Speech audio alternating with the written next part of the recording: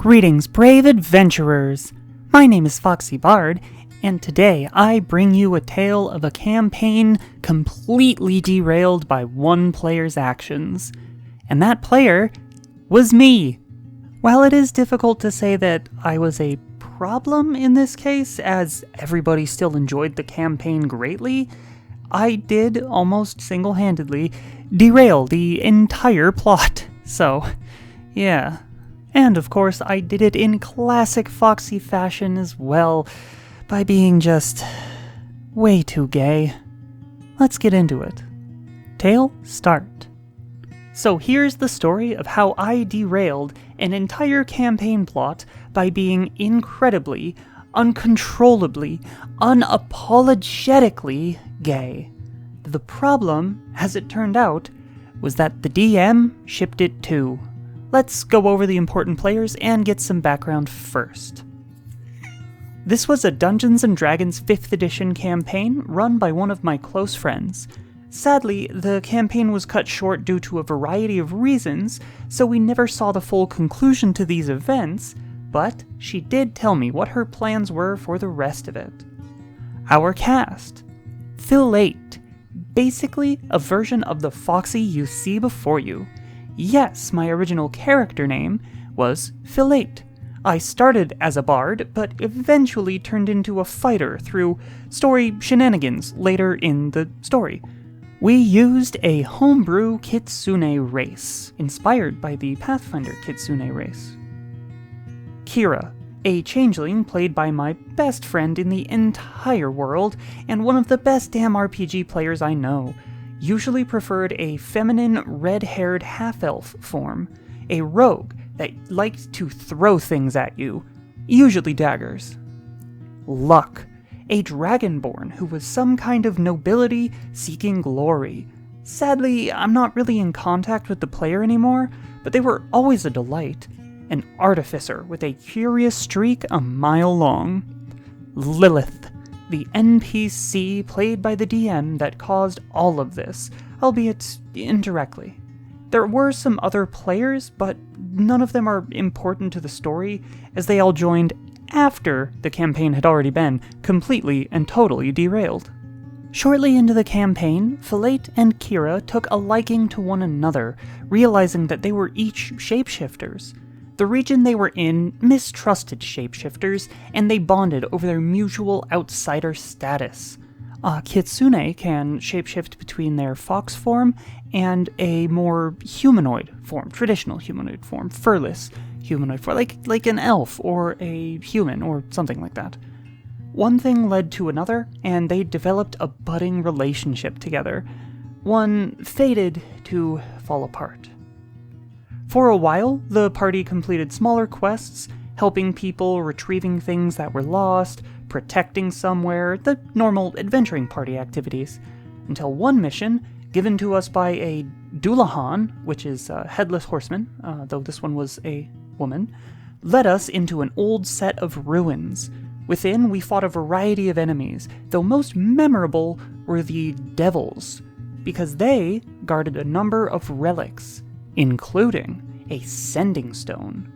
The party debated what to do with the stone, whether or not it would be a good idea to speak into it, what to do if the person on the other end was evil. We eventually decided on having Filate be the one to do the talking, what with her charisma being miles higher than the next best. So, with instruction from Luck on how to operate it, she sent the first message. The one who answered was a woman named Lilith. For those unfamiliar, sending stones are quite limited. Each can be used only once per day, and each message has a limit of 25 words at the most, so we had to choose our words carefully, trying to communicate as best we could through those limitations. Over the next few days, Filate learned of Lilith's identity, where she was, and other details about her. She was an elven princess, held captive in a demi-plane with no way to get out. She had been there for the better part of 100 years. Though they could only speak to each other once a day, both Lilith and Filate grew closer to one another.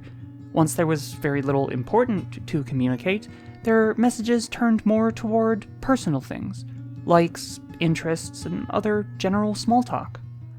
At the same time, Filate and Kira's relationship had begun to fizzle. It had been explosive and swift, very fun, but without that spark that could blossom into love. As her feelings for Lilith grew, Filate realized what they had was swiftly approaching its end, and ended up halting the relationship with Kira on mutual terms. They remained close friends throughout the rest of the campaign. Feelings now laid bare before her, Filate had found a new objective: find some way to amplify the Sending Stone. Our DM here was more than willing to feed into this, offering ways to cut down the recharge time to just an hour, in exchange for a lot of gold and some material components. With their conversations now amplified, Filate and Lilith only grew closer, talking every hour on the hour except for when the Kitsune had to sleep. Soon, an hour wasn't quick enough. Filate sought a way to make the stone have no limit.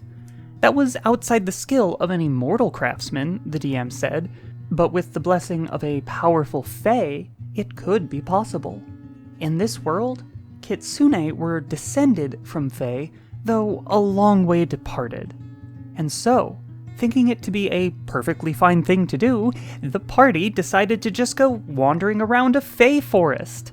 There were some other objectives that the DM included, so it wasn't entirely for Filate's benefit, but by now the main quest objective was totally pushed to the side. The derailment had begun. One night, while still in the Fae Forest, Filate decided that no princess is complete without a loyal knight retainer to protect and serve her, and so she swore herself in fealty to Lilith as her knight. In a Fae Forest, with as much pageantry as she could imagine. The next morning, she awoke to find that her bard powers had disappeared, but in their place, she had been taught how to fight, and fight well. The Fae had made her a fighter, to make her the picturesque version of a noble knight. Really, this was worked out between me and the DM, mostly due to my personal frustrations with how 5e handles bards, and especially how 5e handles control spells in general. That's a rant for a different video, and one I've given many times. I will not repeat it here. We had ourselves a talk and decided that Filate could change class, empowered by the Fae to do so. I settled on an Eldritch Knight fighter to keep some of the spellcasting flavor. By now, we had done enough to garner attention from the Fae, and earned the blessings that we sought. Filate's Sending Stone was now unlimited. Think of it as a magical cross-planar walkie-talkie. The next thing that occupied her mind was how to get Lilith free from her imprisonment. And this was where the derailment kicked into high gear. For, you see, the DM decided, in her infinite wisdom, that the way to free Lilith was to find and destroy a number of magical runestones scattered about the planet. And so suddenly, this new, world-spanning quest consumed Filate's entire desires. Lilith was a powerful wizard after all. Surely with her free, the old main quest would be far easier. And so, with anything to do with the main quest fully on the back burner, finding those stones and destroying them became the one thing that determined all else in the campaign. Because I fell in love with a mysterious princess, imprisoned and alone. The real problem? So did the DM. I actually told her that I was going to tell this story. We're still very good friends and playing all the same games together, and she offered to give me all the background and behind-the-scenes info. After the campaign was put on indefinite hiatus, she decided that she was dissatisfied with the story and the world and wanted to scrap it and start over. So she let me know all the things she had planned. And let's just say, it's a good thing she's as much of a useless gay idiot as I am. In her own words. Okay, the basic plan was that you weren't actually talking to Lilith, you were talking to the demon that was imprisoned with her. The demon was masquerading as Lilith to trick gullible mortals into freeing him with a princess in a tower type story. What actually happened is that Lilith was a powerful wizard who basically sacrificed her own freedom to imprison him and save her kingdom. You'd go through the whole process of freeing Lilith, I'd drop hints throughout that she wasn't who she seemed, then the demon would direct you to open his prison and leave actual Lilith, then run off. But then, Fateful got attached to Lilith, and you got attached, and I got attached, so I decided to have her be authentic. She had gotten a servant to slip half a sending stone outside her prison when she was locked in, so maybe she'd find someone to talk to. And when you freed Lilith, you'd also free the demon. He'd dominate person Lilith and turn her into a mini boss fight while he made his escape, and then Fateful would get to have her tearful, cute, gay meeting. I think I decided that when they fell in love, because it made sense for the demon to go with that as part of leading Fateful on, but I felt really bad about that, and was like, oh no, I actually like Lilith a lot. So I switched gears into cute gayness.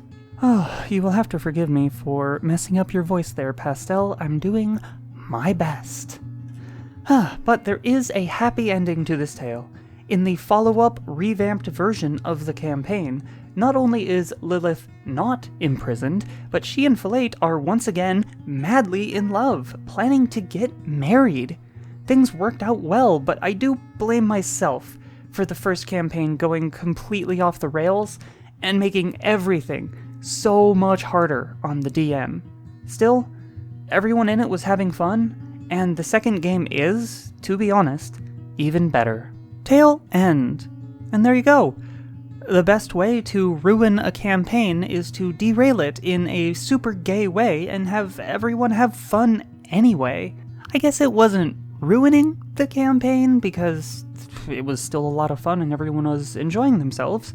And the new story was also really cool, and exploring everywhere was interesting, and yeah.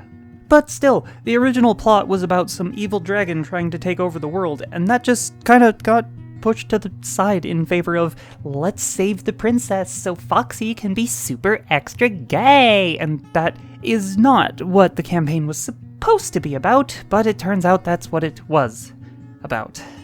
Really, I think the DM should have kept with her initial plan and unleash a demon lord on us and have it be all my fault. That would have been great comeuppance for my stupid, dumb lesbian brain fixating on, oh no, cute trapped girl, I have to save her. And that probably would have killed all of us. Oh well, it'd be a good end to the campaign. Foxy is so gay she gets everyone killed is almost as good as Foxy is so gay she completely changes the entire plot of the game. So, yeah, like I said, I don't think I was being a problem player in this case, but I did end up derailing the entire campaign for my antics. Even though everyone had a lot of fun, I do regret, a little bit of that. And I wasn't trying to. The big problem was that the DM was also being way too gay. This is the problem. This is why you can't have multiple sapphics playing games together. Nothing's ever gonna get done. But this video is. Don't forget to like the video if you liked the video, subscribe to the channel if you have not yet done so, ring the bell notification icon and select all notifications if you would like to be notified when I upload a new video, leave me your comments in the comments section down below, and don't forget to check out the FoxyBard Discord server at discord.gg/FoxyBard. You can also find me on Twitter at ThatFoxyBard, and I would love to talk to all of you in any of those places. Of course, the best way to support me is my Patreon over on patreon.com/FoxyBard. A huge thank you to every one of my existing patrons. I love you guys so much, and the support you're giving has been unbelievable. It's incredible. If you would like to join this list of names, you can go to patreon.com/FoxyBard and sign up for as little as $3 a month. But that will do it for me. Did you ever have an instance in a game where you inadvertently caused the entire plot to become something different? Let me know in the comments. It'll be a great time. We'll compare notes. But until then, let's douse the fire and get back to our own adventures.